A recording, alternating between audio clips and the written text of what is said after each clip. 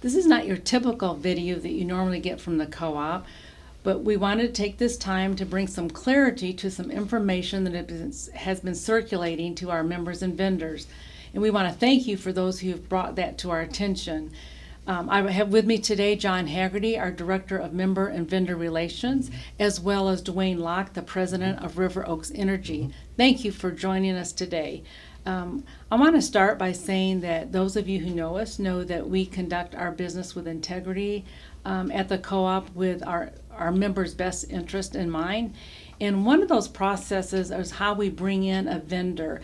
I've asked John to join us because he is very big a part of that vetting process. John, will you tell them a little bit about what a vendor has to go through to be an approved co-op vendor?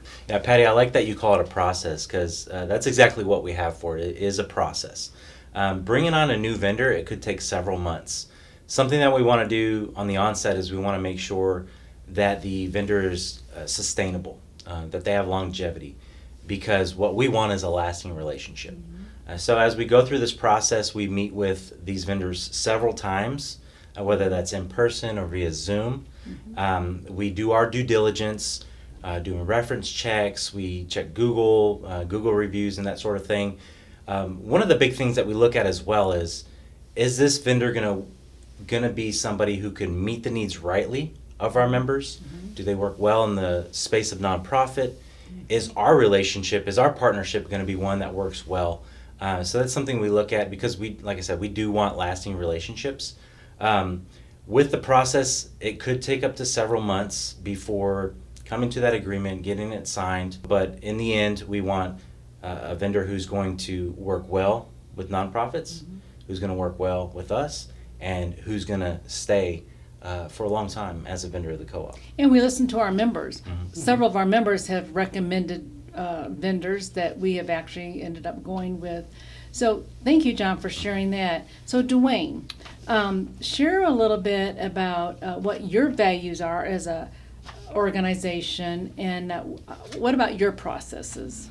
Well, thank you for inviting me here for this video today, because I know how important it is for the members to hear from us directly. But I want to start by telling you that our core values is paramount for us. And there's really three core values that we operate from and have for some time. Number one, we have a very high standard of service that we have to deliver on. And really what that means is we hold ourselves accountable, whether it is accountability from the employees, we hold ourselves accountable with our stakeholders, which, the church co-op would be one of these stakeholders. And by all means, we hold ourselves accountable for the customer. So that's really what that means, that we are delivering a high level of service and quality service to those three different groups. And the second thing I would say is part of our core values that we have operated is we operate by doing the right thing. And really what that means as far as core values is we communicate with integrity, we communicate with humility, and we communicate in what really is a key, important, high, honest message in everything that we communicate. We do not intentionally mislead anybody or say anything that's untrue. We operate under those principles. And the last thing is we have a absolute core value in the things that we do with our employees. We try to develop the employees, we try to invest in employees so that they're always up to speed on things, whether it's ethics, compliance, and we make those investments and we seek feedback from others when we fall short. And so we absolutely encourage our stakeholders, our customers, and employees to give us feedback often to say if we are not meeting their expectations. I appreciate what you said about doing the right thing in your second point. So you don't pressure talk people into signing up with you. I mean, that was one of the things that came out of the emails circulating, that they would not They were insinuating that they would not high pressure people or put them on high dollar contracts. Tell us a little bit about that. What is that process? No, we have a reputation of providing factual data to prospects or existing customers on a renewal. We are not going to pressure customers into doing anything as it relates to doing an energy contract with us. What we try to do is provide factual data.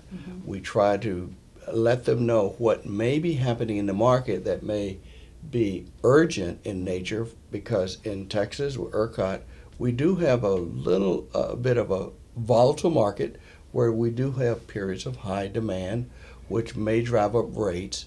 And so if you get some communication from us that would suggest getting things done sooner than later, it is because we're probably faced with a high market. But that is not intended to be a pressure to sign anything. We do not want anyone to feel that they are pressured to sign a contract with us. And what about the length of your contracts? How do you decide on how long to put somebody on? Do you treat everybody the same, or is it individual churches?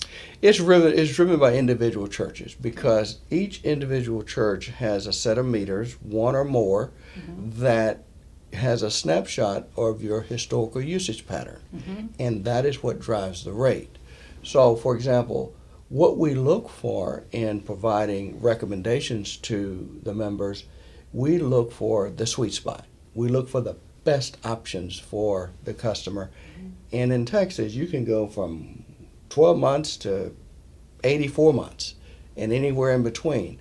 The right rate may be 47 months. It might be 36 or 35. So we try to provide the best option out of that various number of months that you can sign a contract. So sometimes that may result in a longer term contract, it might result in a shorter term contract, or it may result in a medium range contract. Usually what we do is we give the members 2 to 3 options and say, here's what the facts are, here's where the rates are, and it's going to be within that range. And it's their choice. And it's really their choice to make, and we do not provide anything that is not transparent.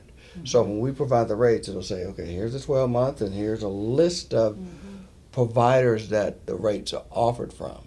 Now, sometimes we might have a situation where a contract language term may have something in it called blend and extend. You may have heard the term before.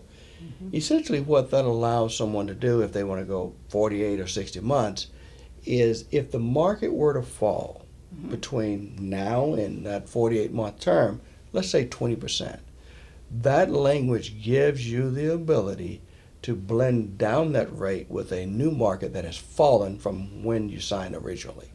That is a great option to have. All of the electric companies don't offer that. Only certain ones. So you might find us recommending someone for that might be different than someone that you may be with today. Okay. And I think that's vital, and we've had a number of members do that because they want that optionality, because in Texas we could have a falling market, we could have a higher market, but the assurance is the rate that you sign up for is not going to go up because it's fixed, because we advocate for fixed rates. You know, as a co-op, we've had in the past some, and it's out of our control, but we've had some people show up in our churches who, with our logo on it, or they'll walk in the door and say, I'm with the co-op, when they're really not an approved vendor of the co-op. So one of the things that we like to do is we want to make sure that you are working with somebody that is with the co-op that has been vetted. You can always go to our website. You can always call John. And really, we want to hear about anything that you receive as an email or a phone call from somebody or somebody in person that just doesn't sound right, or maybe that they're using the word co-op. Now, you've been with us for, 17 months now? Yes. So there could be a little bit of confusion about who the co-op energy provider is. Sure. Because you've been with us just 17 months. But you are our approved vendor of the Yes. co-op. We want our audience to know that, our members. And also, you had there was an employee that moved over to your organization Yes. from a previous vendor. And so we just want to clarify that we're good with everything that you're doing and in your team, and we look forward to many years ahead of serving with you. Is there anything else that you want to share before we? I do. I do appreciate what John's mentioned during the process of vetting, because we really appreciate that process, because it kind of validated that we were worthy enough to be a vendor, because it wasn't easy. And it's not easy to go through it, which it shouldn't be. Because if we're going to be presenting energy solutions for the members, you want someone that has been properly vetted. And so we take that designation as being the vendor for the co-op very seriously, and we hope to live up to it. What I would offer the members is, when we fall short, or if we're not meeting expectations, we welcome feedback. We welcome you to communicate either through the co-op or directly to let us know that we missed the mark or we didn't meet their expectations. It is something we encourage them to do, we want them to do, and we would want to respond better the next time, because we're continuously trying to improve. We are not perfect, but we strive to deliver high quality service for customers and for the co-op. I like the transparency there. We want to be transparent before our members, and we want them to be able to make good sound decisions. We can't make churches go with you. They have to make their own decision, but we want to bring them someone to them that we know that will provide a good service and operates with integrity. Well, yes. I mean, I will say that I'd be remiss if I didn't say that we've had a number of positive comments Right. from a lot of Yeah. members. Right. So I don't want to diminish that at all, because it's important to say there are some happy ones out there That's too. right. That's right. Now, we may get a comment or two that says we fell short here, fell short there, but the number of positive comments far outweigh Right. the ones that are not. But what we don't want to do is, we don't want to cause confusion. We don't want to we don't want to give the members any reason to give themselves pause for doing business with us as a vendor for the co-op. And I appreciate the fact that you don't talk negatively about other vendors out there that may be operating without integrity, but you just keep on doing what you do well. Yeah. We're not going to talk about anyone else. We're just going to advocate for what we stand for, and stand on our values and stand on our core values and principles.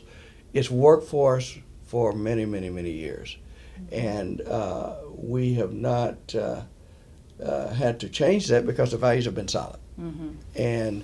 And so we feel good about where we are.